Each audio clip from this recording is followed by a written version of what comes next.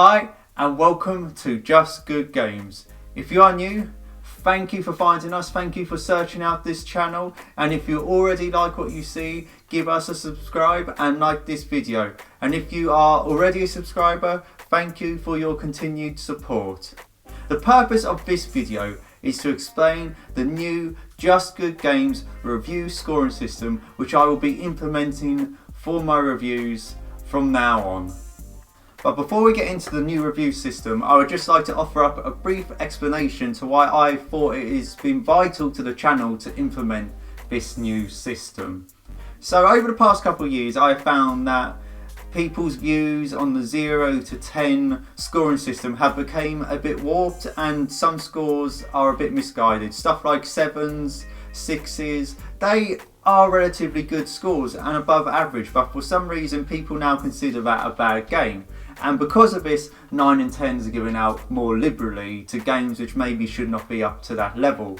On the flip side of things, people giving like 0s and 1s for games which are fundamentally great and work is just really not, it doesn't tally up. Like 0s and 1s should be for games which don't work or are fundamentally broken. So that is why I have gravitated more recently to scoring systems like Eurogamer's, which has an avoid, a nothing, a recommended or an essential. These are broader terms and they work so much better than a misguided number system. So that's sort of what I base my system off, so let's crack on. So we start with just bad games. So it's just a bad game, the bottom of the bottom. Maybe it could be a broken game, or it just doesn't work, looks horrible and is just downright bad. Something like WWE 2K20, which is just fundamentally broken, would end up here. Next is just alright games. This means the game is playable, enjoyable, looks good, but doesn't really push the boat out. It's fun to play, but maybe it just becomes a bit repetitive, or the story is a bit bland.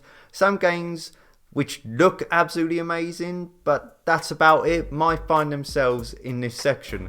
I would say something like a modern Call of Duty game would fit in here. You know, its production values are high and it can be appreciated, but it's just alright really. The next category is probably the one that will be used the most. Just good games. It pushes the boundaries a bit and is just an overall fun and good experience.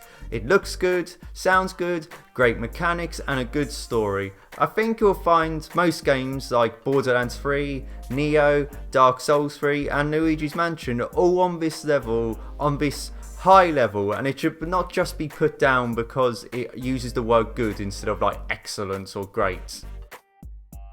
Finally, we have just essential games, the top of the top. It pushes boundaries and makes me proud to be a gamer.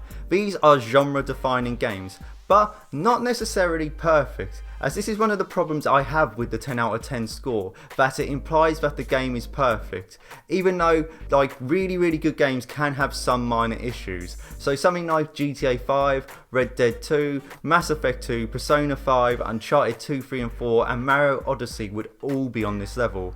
But I'm going to add a little side note to this level. There are games which are essential to play at least once or to like give a try, even if they are not 100% perfect.